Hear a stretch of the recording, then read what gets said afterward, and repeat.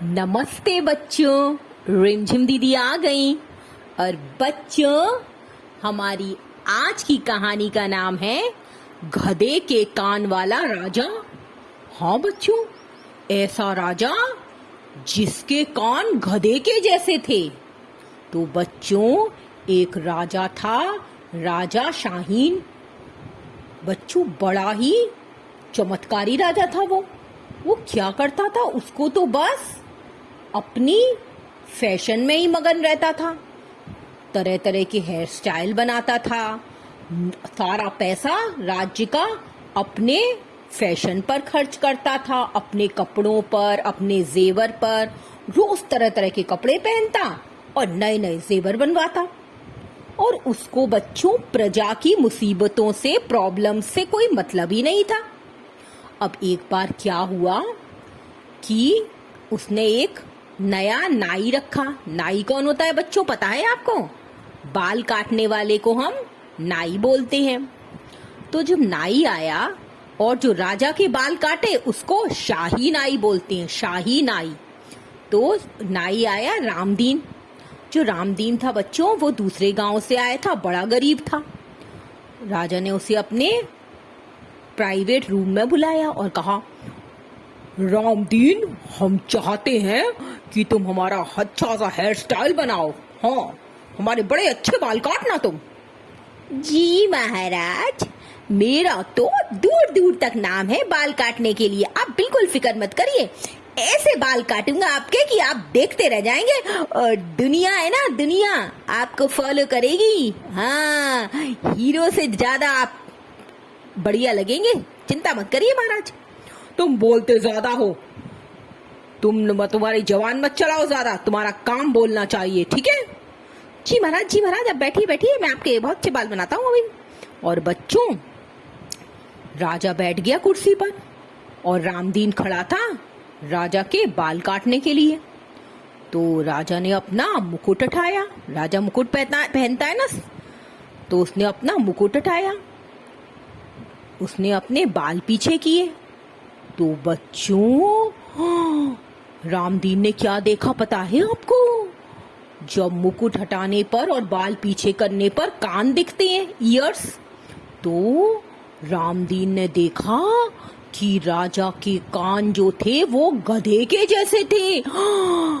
गधे के कान किसी आदमी के हो सकते हैं, पर नहीं बच्चों, उसके तो थे। अब नाई डर गया। महाराज, ये क्या है? देखो रामदीन, हमारे कान बचपन से ही ऐसे हैं।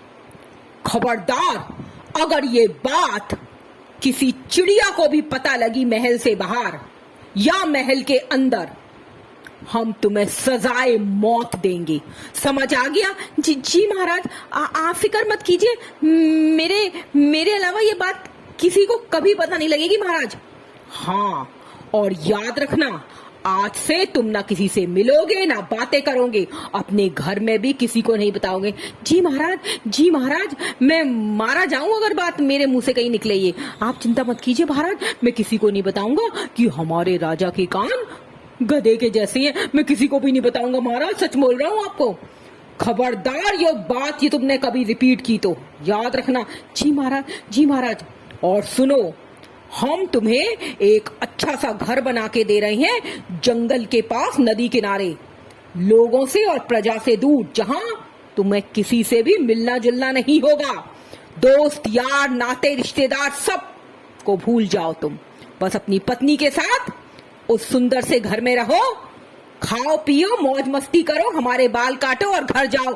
किसी और के बालों को हाथ भी मत लगाना कभी, खबरदार। जी महाराज, जैसा आप कहें। हम आपको इतना वेतन देंगे कि कभी तुम्हें पैसे की कमी नहीं होगी, ठीक है ना? पर किसी और की नौकरी नहीं करोगे तुम कभी भी। जी महाराज, जी जैसा आप कह रहे हैं मैं वैसा ही करूंगा, आप चिंता मत कीजिए। और बच्चों, फिर राजा नहीं चाहता था कि किसी को भी पता लगे कि उसके कान गधे के जैसे हैं। तो इसलिए उसने नाई जो था रामदीन, उसको एक घर दे दिया। जंगल के पास नदी किनारे, जहां वो किसी से ना मिल सकता है न किसी से बात कर सकता है, वो सीधा महल में आता था, राजा के बाल काटता था, दाढ़ी बनाता था और अब महल से सीधा घर चला जाता था। रास्ते में अगर उससे कोई मिलता भी था ना, तो वो किसी से बात नहीं करता था, उनकी तरफ देखता भी नहीं था।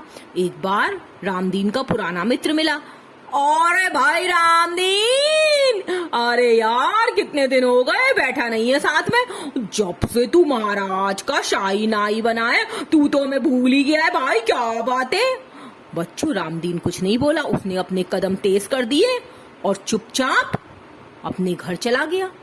अब ऐसा ही होता था, कोई भी उसको रास्ते में बोलता या कुछ कहता तो वो कुछ नहीं बोलता और चले जाता। सब लोग ये सोचने लगे, उसके रिश्तेदार, उसके दोस्त सब सोचने लगे, जब से ये रामदीन काका की नौकरी लगी है राजा के यहाँ, ये तो हमको भूल ही गए। बड़ा घमंड आ गया है, शाही नाई जो हो गया है। हाँ, हमें क्या करना, हम भी नहीं बात करेंगे इससे। और ये अगर अपने आप को घमंड करता है तो करने दो, हमें क्या जरूरत है।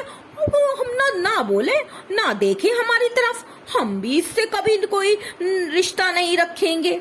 और बच्चों, सारे लोगों ने उससे रिश्ता तोड़ दिया।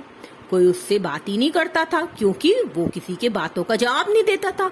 उसको डर लगता था कि कहीं भूल से भी उसके मुंह से ये बात निकल गई कि राजा के कान गधे के जैसे हैं, तो राजा तो उसको सजाए मौत दे देगा, फांसी पे लटका देगा।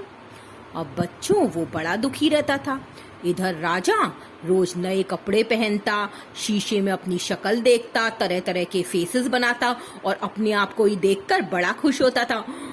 सबसे सुंदर राजा हूँ मैं, पूरे भारत देश का सबसे ही खूबसूरत राजा। मुझ जैसी सुंदरता तो किसी की होगी नहीं। और बच्चों, खुश होता रहता। अब वो बच्चों जो तरह तरह के बाल बनाता था और कान ढक लेता था ना बाल बनाने से, तो उसको प्रजा की बात भी नहीं सुनाई देती थी, क्योंकि उसके कान तो बालों से ढक जाते थे। प्रजा कुछ पूछती थी और वो कुछ बोलता था।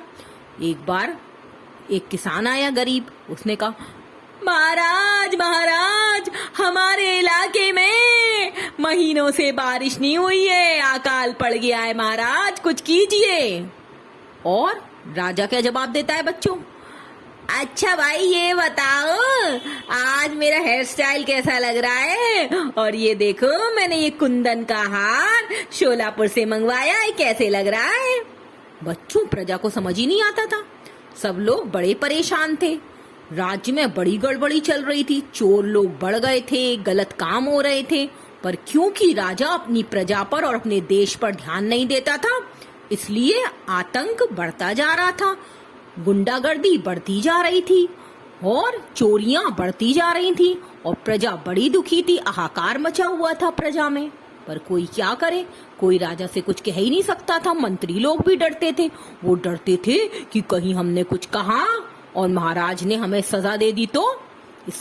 इस डर से सब लोग चुप रहते थे। ऐसे ही बच्चों दिन बीत रहे थे। उधर जो नाई था वो बड़ा परेशान रहता था, बड़ा उदास रहता था। जब उसका मन नहीं लगता था तो घर के पास जो नदी थी वो नदी किनारे जाके बैठा रहता था और वहाँ पे पेड़ों को, चिड़ियाओं को और नदी के पानी को देखता रहता था। अब रामदीन की बच्चों बीवी थी गौरी। गौरी बड़ी परेशान थी अपने पति की इस हालत से। एक बार रामदीन अकेले बैठा हुआ था नदी किनारे, तो गौरी पहुंच गई वहां पर और बोली, सुनिए जी, एक बात बताइए, आपसे एक बात पूछूं क्या? हाँ पूछो गौरी, क्या पूछना चाहती हो? जब से आप शाही नाई बने हैं तब से हमारा जीवन बिल्कुल बेकार सा हो गया है। आपको पैसे तो मिलते हैं, हमारे पास सुख सुविधाएं तो हैं, पर हमारी कोई दोस्त नहीं है, कोई रिश्तेदार नहीं है। आप ना किसी से बोलते हैं, ना बातें करते हैं, ना हम किसी के घर जाते हैं, ना कोई हमारे घर आता है। आप मुझे बताइए, आपको क्या तकलीफ है? मैं तो आपकी पत्नी हूँ ना।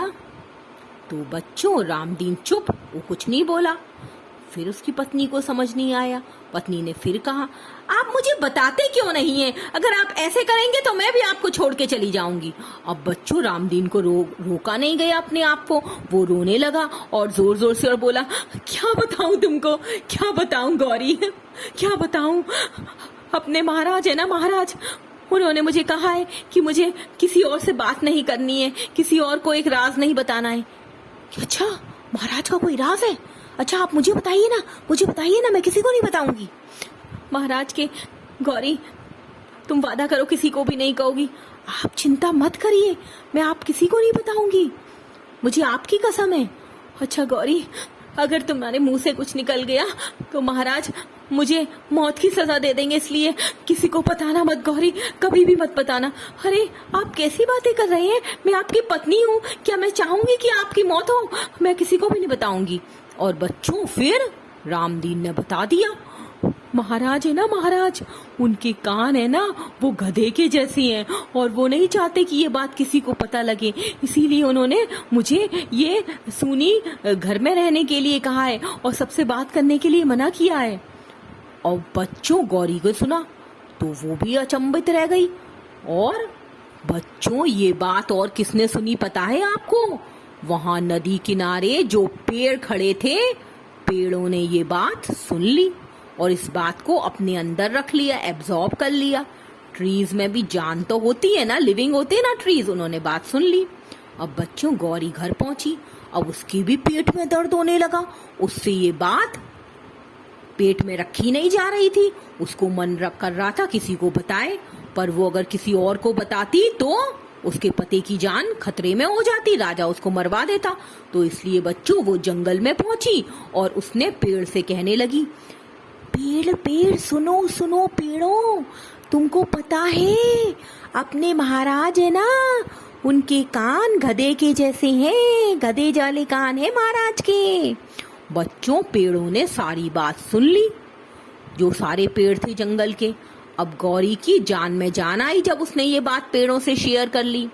अब बच्चों क्या हुआ, थोड़े दिनों बाद महल में बहुत बड़ा उत्सव था, नाच गाना हो रहा था, ड्रम बजाए जा रहे थे, जो नृत्य करने वाली थी वो डांस कर रही थी, मिठाइयाँ लगी थी, खाने के तरह तरह के व्यंजन थे, गाना बजाना चल रहा था और बच्चों वहां पर ढोल भी बज रहा था। अब थोड़ी देर तो ढोल बजा, ढम ढम ढम ढम ढम ढम। फिर बच्चों ढोल में से आवाज आने लगी, राजा के कान गधे जैसे हैं, राजा के कान गधे जैसे हैं। और बच्चों जोर जोर से सारे ड्रमों में से यही आवाज आने लगी। अब तो महाराज को ये बात सुनाई दी, महाराज को बड़ा गुस्सा आया। उन्होंने पता किया, जरूर रामदीन ही बता सकता है और किसी को तो पता नहीं था। महाराज ने जोर से कहा, रामदीन को बुलाया जाए अभी इसी वक्त। बच्चों रामदीन आया डरते डरते, जी महाराज, जी महाराज, ये क्या हो रहा है? तुमने हमारा राज सारी दुनिया को बता दिया, ये ढोल भी बोल रहे हैं। जी नहीं महाराज, मैं ऐसी जरूरत कैसे कर सकता हूँ, मुझे अपनी जान प्यारी है महाराज, मैंने नहीं बताया किसी को, मैं आपकी कसम खाता हूँ महाराज, मैं आपकी सौगंध खाता हूँ, मैंने किसी को नहीं बोला महाराज। और फिर बच्चों रामदीन ने सारी बात महाराज को बता दी कि उसने तो किसी को नहीं बताया, सिर्फ पेड़ों को बोला है उसकी पत्नी ने। और बच्चों रामदीन की बात सुनकर महाराज को पता लग गया कि इसका मतलब ये जो ढोल है वो उसी पेड़ की लकड़ी से बने हैं जिसने रामदीन और उसकी पत्नी की बातें सुनी कि राजा के कान गधे के जैसे हैं। बच्चों फिर जो उस देश का मंत्री था वो आगे आया और मंत्री ने कहा, महाराज मैं आपसे एक विनती करना चाहता हूँ। हाँ बोलो मंत्री, क्या बोलना है? महाराज आप चिंता मत कीजिए, राजा के कान कैसे भी हो प्रजा को इससे कोई मतलब नहीं है। अगर महाराज अच्छे हैं, अपनी प्रजा का ध्यान रखते हैं, उनकी सुख सुविधाओं की परवाह करते हैं, उनकी इज्जत, उनकी मर्यादा, उनकी जो भी सिक्योरिटी है उसका ध्यान रखते हैं, तो राजा के कान से या राजा की किसी भी चीज से प्रजा को मतलब नहीं है। बस प्रजा अपने राजा को चाहती है महाराज, आप बिल्कुल फिक्र नहीं कीजिए। और बच्चों, फिर राजा को समझ आ गई कि उसके कानों से किसी को कोई मतलब नहीं है। अगर वो अच्छा राजा बन के रहेगा, अपनी प्रजा का ध्यान रखेगा, तो भाई क्या करना किसी को। और फिर ऐसा ही हुआ, महाराज शाहीन को अकल आ गई और वो अपनी प्रजा का ध्यान रखने लगे, उनकी सुख सुविधाओं का ध्यान रखने लगे। और राज्य में फिर जो गुंडागर्दी थी, चोरी थी, बदमाशियां थी, गलत काम थे, वो कम होने लगे, क्योंकि राजा अब अपने फैशन से ज्यादा अपनी प्रजा की सुख सुविधाओं की परवाह करते थे। हाँ बच्चों, और फिर राजा ने रामदीन को भी जंगल के मकान से हटाकर महल के पास ही एक घर दे दिया। और बच्चों, थोड़े दिनों बाद सब लोग भूल गए राजा के कानों के बारे में। किसी को कोई मतलब ही नहीं था, क्योंकि उनका राजा अब बहुत ही भला राजा हो गया था, बहुत ही अच्छा राजा हो गया था। सब अपने महाराज की तारीफ करते थे, उनकी लॉन्ग लाइफ के लिए प्रेयर करते थे, और फिर सब कुछ सही हो गया था। तो बच्चों, आपने देखा और समझ आया आपको कि किस तरह से आपके काम की पूछ होती है।